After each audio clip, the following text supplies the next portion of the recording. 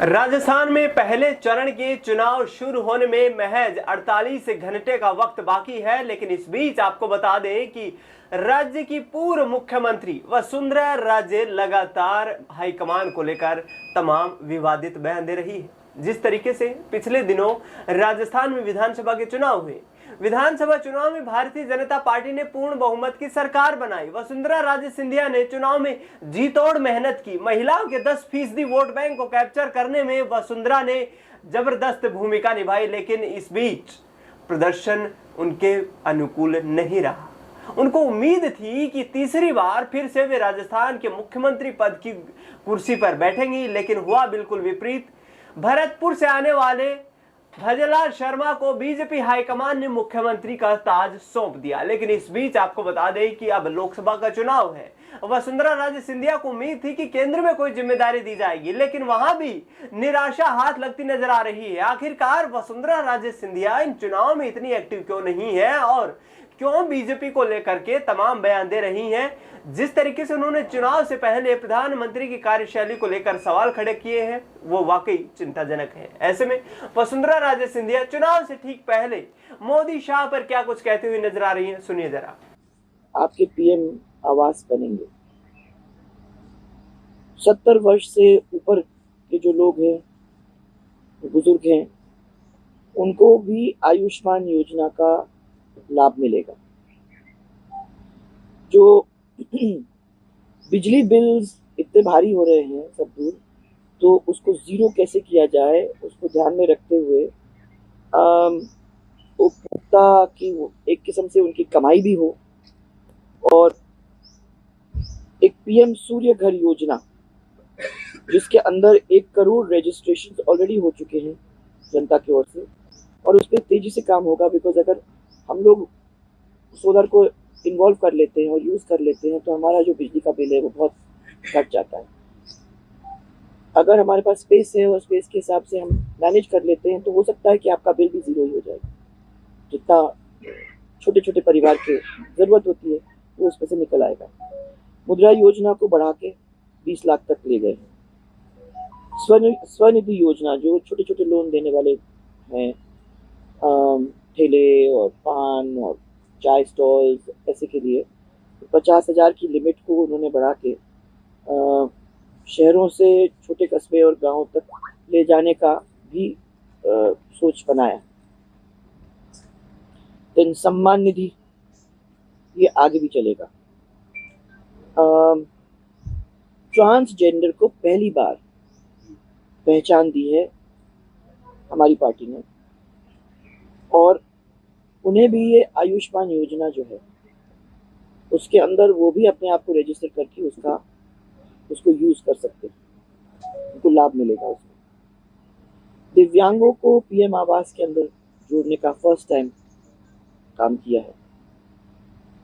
सबसे बड़ी अन्न भंडारण योजना दुनिया में वो शुरू हो गई है, श्री अन्न। इस पर विशेष फोकस करके, और मोटा अनाज पैदा हो ज़्यादातर, और वैसे भी हेल्दी है, वो वैसे अनाज पैदा करने वाले ऐसे 2 करोड़ से ज़्यादा जो छोटे छोटे किसान हैं उनको लाभ देने का सोचा है। दलहन और तिलहन में आत्मनिर्भर बनने के लिए किसानों को मदद करने का प्लानिंग उनका चल रहा है।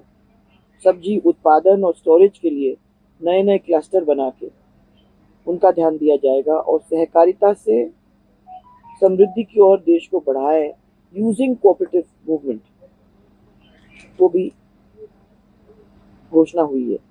10 करोड़ स्वयं सहायता समूह अभी बने हुए हैं, तो उन्हें आईटी, शिक्षा, स्वास्थ्य और पर्यटन और नए सब्जेक्ट्स के साथ जोड़ने का काम करेंगे। 1 करोड़ इनमें से ये जो स्वयं सहायता समूह है उनमें लेडीज जो हैं, 1 करोड़ लखपति दीदी जो बनी है, तो 1-1 लाख की ऊपर चली गई हैं, उन्हें 3 करोड़ बनाया जाएगा। लखपति से we are now going to try to वो। और वैसे ये योजना बहुत अच्छी है, आपने तो देखा भी है। जिस क्षेत्र के अंदर महिलाओं ने अपने अपने समूह बना के काम किया है, एंड महिलाओं को वैसे भी बेस्ट पे मास्टर माना जाता है। लोन लेती हैं तो वापस भी करती हैं। ये नहीं कह रही हूँ कि आप लोग पूरा नहीं करते, क्योंकि जनरली महिलाएं करती हैं। तो it's a very good idea कि महिलाओं को आपने कैसे बढ़ावा दें, खुद के फाइनेंस को वो खुद चलाएं।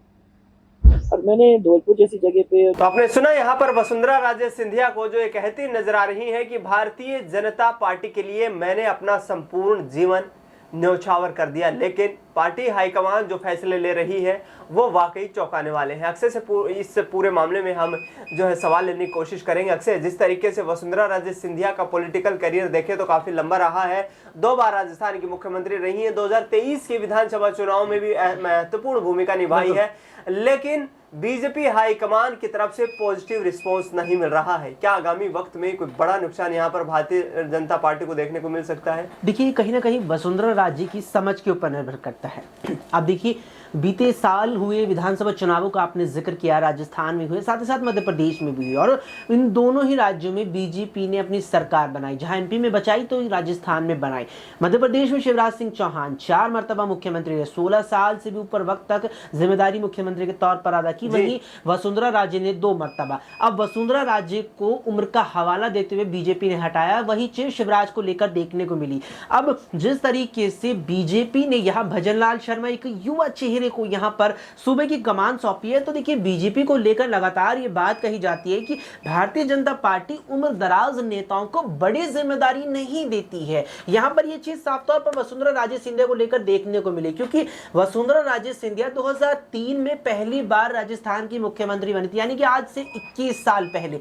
अब अगर वसुंधरा को बीजेपी की तरफ से, बीजेपी आलाकमान जो यहाँ पर एक बात रखता है, एक नियम रखता है, उसके मुताबिक ये बात निकल के सामने आती है कि वसुंधरा को अगर इस साल या कहीं बीते चुनावों में मुख्यमंत्री बना दिया जाता जीत के बाद, तो वो लंबे वक्त तक पार्टी का चेहरा नहीं रह पाती, अपेक्षा करे नए चेहरे की तुलना में। यही यहाँ पर कारण है। अब आपने जिस तरीके से सवाल यहाँ पर ये लगाया है कि जो लगातार वसुंधरा को लेकर उठ भी रहा है, क्या वसुंधरा अगर नाराज ज्यादा होती है तो क्या इसका खामियाजा बीजेपी भुगतेगी? इसका मतलब सीधा यही है कि क्या वसुंधरा राजे बीजेपी से इतर हटके अपना राजनीति का नया ट्रैक बनाएंगी, नई पार्टी की यहां पर कोई बनाती नजर आएंगी, या फिर कांग्रेस या अन्य किसी दल के साथ मिल जाएंगी? देखिए, सीधे तौर पर वसुंधरा के ऊपर इस प्रकार से निर्भर करता है कि वसुंधरा बीजेपी के इस फैसले को कब तक स्वीकार्य रखती है। अब तक तो इन्होंने स्वीकारा है कि हाँ, पार्टी ने यहाँ पर उम्र के चलते मुझे पीछे करके नए चेहरे को कमान सौंपी, मुख्यमंत्री पद सौंपा, लेकिन ये बात, बीजेपी का ये प्लान, ये नीति कब तक वसुंधरा राजे स्वीकारती है, ये उस पर निर्भर करता है। अगर एक दिन जाकर के वसुंधरा के मन में ये आया कि नहीं,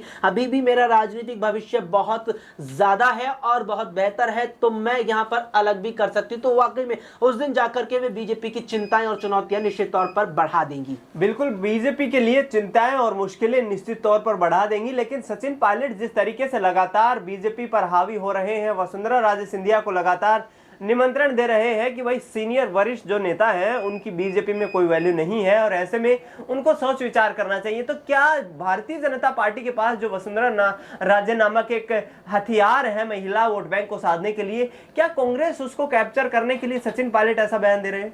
देखिए, बिल्कुल इसकी संभावना भी बेहद ज्यादा है। साथ ही साथ सचिन पायलट पर अगर आप गौर करेंगे तो कहीं ना कहीं, या अगर सचिन पायलट से इधर हटके एक नेता की बात की जाए, तो एक नेता के साथ जो उसका वोट बैंक जुड़ता है वो कई आधारों का वोट बैंक होता है। एक पार्टी के आधार का वोट बैंक होता है, एक उस नेता के द्वारा उठाए गए मुद्दों के आधार पर जो लोग उससे जुड़ते हैं वो वोट बैंक होता है, और कहीं ना कहीं एक नेता के स्वभाव से भी कुछ हद तक उसका वोट बैंक बनता है। सचिन पायलट पर अगर आप गौर करेंगे तो जिस प्रकार से लगातार ही केंद्र में या कहीं लोकसभा चुनावों के दौरान जो मुद्दे उन्होंने बीजेपी सरकार के खिलाफ उठाए हैं, उससे अच्छा खासा राजस्थान का जनाधार उनसे जुड़ा है। साथ ही साथ जिस तरीके से वो युवा और उभरते हुए पढ़े लिखे नेता हैं, वो भी कहीं ना कहीं कारण बनता है कि जो बड़ी संख्या में राजस्थान का मतदाता है वो यहां सचिन पायलट के साथ जुड़ रहा है। ऐसे में सचिन पायलट जिस तरीके से वसुंधरा राजे सिंधिया पर हमलावर नजर आए हैं, बीजेपी पर हमलावर नजर आए हैं, ऐसे में इस आधार पर वो बीजेपी के, या कहें कि जो वसुंधरा राजे सिंधिया है, जो बीजेपी के लिए महिला वोट बैंक जुटाने में बड़ी भूमिका बीते चुनावों में अदा कर चुकी है और इन चुनावों में भी